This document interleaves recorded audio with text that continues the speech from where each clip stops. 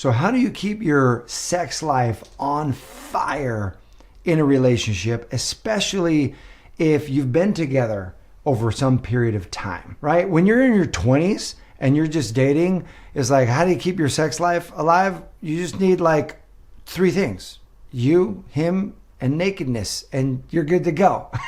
It's like the amount of testosterone surging through your man's body in the 20s is unbelievable. Then you get in your 30s and then 40s and then 50s and 60s, and things start to shift. And as his testosterone shifts, so does the sex drive. And so how do you keep that love life on fire? How do you keep it alive? How do you keep it burning bright? Well, I'm going to share with you 7 things that you can do when you really love him. He really loves you. The two of you are committed to one another. You've been together for a while. How do you keep it interesting? How do you keep it on fire? And a few of these might just be a little bit counterintuitive. So I encourage you to watch all the way to the end, because the first one, for example, is unexpected foreplay for your man. And I'm not talking about the foreplay that happens right before the two of you jump into bed together. I'm talking about foreplay that happens days in advance, weeks in advance. And here's what it is. The foreplay is that he feels your appreciation and even admiration for who he is in your life. Because the one thing that men crave even more than sex, yes, there is something that he wants even more than sex, and it's respect. And the irony is, respect is hard to receive and easy to lose in a relationship, right? Like he does one thing and take away the respect, but it's like over time he's got to do this and this and this and this. It's something that men crave in our core, is to be respected. The way that we know that we're respected in a relationship is through the appreciation of our partner, that we're hitting the mark for her. A man who isn't being respected, a man who doesn't feel like he's hitting the mark, doesn't feel like he's man enough for her, that's a guy who eventually won't even be able to get it up to have sex. So the fascinating part is, the best foreplay for a man is that he feels respected and admired and appreciated in this relationship. Now, of course, he's got to earn it. You've got to feel that way. But as you're generous in that expression of your respect and admiration, it will literally turn the heat up, not just in the relationship, but also in the bedroom. Number 2, the next factor in what creates great sex for men is that you're showing your desire for him. You know, depending on the house you grew up in, it's easy to have conditioning that says, oh, like you shouldn't show your desire. You shouldn't come on to him. You shouldn't let him know that you want to jump in bed with him. You shouldn't put yourself out there in that way, because only a certain type of woman does that, and that's not who you are. Or whatever the case is. A lot of times we were shamed growing up for having sexual energy, or we were guilted, or we were put in a box for that. Cast all that aside, because in the relationship with your man, he wants to know that you desire him. He wants to know that he has the ability to turn you on. When you're feeling hot and bothered, you're feeling like, oh, you're ready to go. Like, come up to him, kiss him on the neck, turn around, kiss him on the lips, grab him, grab his ass. Like, let him know that you desire him, and say, oh, like it's on tonight. Like, we're going to get it on. Let him know. Give him a little shot across the bow so that he knows. Because why is that so effective? Because so often, and in all the research, it shows that men consider that they're doing most of the chasing in the relationship. You might be in a particular relationship where the roles are reversed, and by and large, generally speaking, men feel like they're doing the pursuing, that they've got to be the one that initiates. And part of the fear is that if you initiate and he doesn't want to, then you feel rejected. So know this, just the initiation is a demonstration of approval and love. And we don't have to take it personally if he doesn't want to in that moment, but give that initiation, because the upside of that showing your interest far outweighs any kind of rejected feeling if he doesn't want to. The upside is way bigger and contributes to that great sex life that you're both looking for. Number 3, and this is a big one for what contributes to a great sex life, and that is a woman who can show her pleasure, who can really drop into her body and demonstrate her pleasure. Now, a lot of times we've been trained to turn down this part of ourselves because we're embarrassed. Maybe the conditioning, again, that we were brought up with in our homes or whatever view that we have on this. But instead of turning that volume down, imagine you grabbed that volume and you turned it way up. And you were vocal in your pleasure. You really allowed yourself to go there. Now, granted, he's got to contribute. He's got to be good in bed with you, know what you like, take it at your pace, help you drop from your head into your body so you can really experience the pleasure that you're looking for. And so we're not saying that all the onus is on you. This is a partnership. And what part can you help dial up?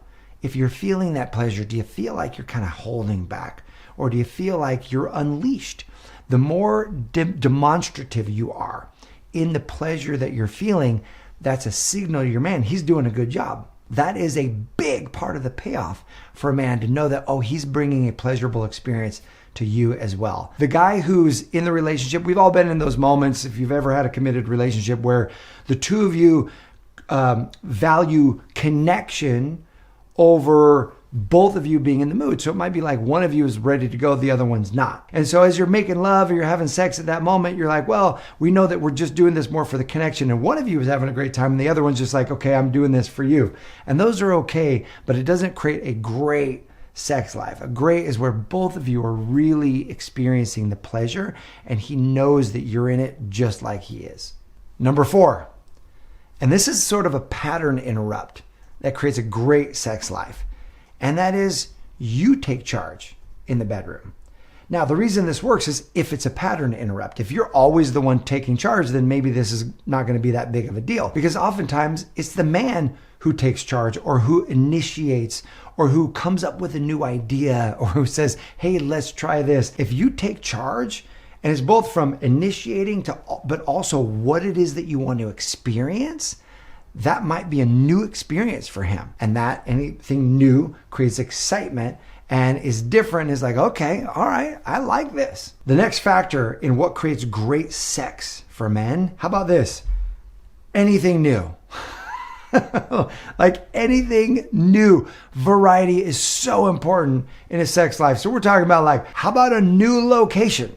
Like, let's get out of the bedroom. Like, let's go to the living room. Let's go to a hotel room. Let's go to someplace different. How about a new position, something creative? How about a new outfit, right? How about something, just anything new creates that variety. Now, the onus is not just on you in this. The onus is on him as well. But the willingness to have this discussion to say, hey, would you be open to this? Again, if you can take initiative and say, hey, I'd love to experience this, or I'd love to bring this in. You even just asking him the question, hey, what positions would you love to try that we haven't tried in a while or we haven't tried ever? And as long as the both of you are able to have an open, safe conversation where it feels good and you can just explore what you're both comfortable with, that can lead to a great experience for the two of you. Number 6, to make a great sex life, it requires both people putting in mutual effort. Oftentimes there'll be one person who takes on the responsibility for the effort.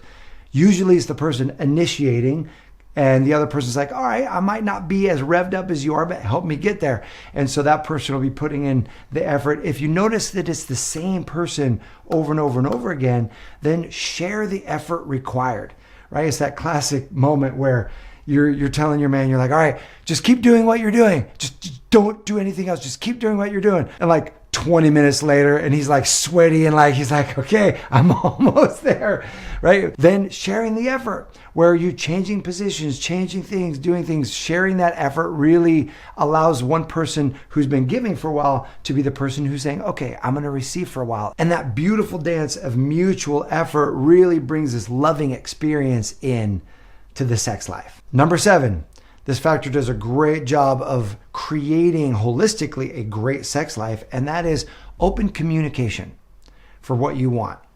The challenge is we feel like if we're going to go into open communication, then what if our partner says something that we don't want to do? What if they say they really have a big passion and we're like not down for that? Well, unspoken desires harbor just as much disconnection as if you speak the desires and you can talk about those things and then say, well, here's what I am comfortable with. And let's just see how this evolves.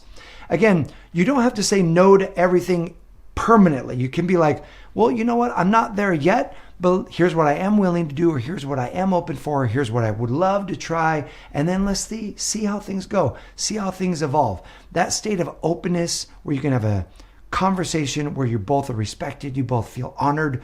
It creates this safe environment, and that environment actually creates closeness. Often just the ability to say, hey, I would love to try this, just so that the other person knows you better, creates the closeness. So if you're listening to this and you're like, Matt, I would love this, and I don't have a partner in my life. I would love to have a partner where I could experience these things with, and better yet, have this open, honest communication and connection with, and have this kind of relationship. If you would love that, and it's either been years since you've dated, or you're dating a lot and it's just on a repeat cycle of people that you don't want to choose for the long term, then click the link below and check out the Manifest Your Man program. It's a beautiful, proven methodology of how do you actually attract the love of your life in an environment where you're not having to go through it alone. You're equipped with tools that give you confidence, a whole new set of skill sets so that you can attract love easier and faster than you ever have in your life before. So click that link. We'd love to support you in creating the love life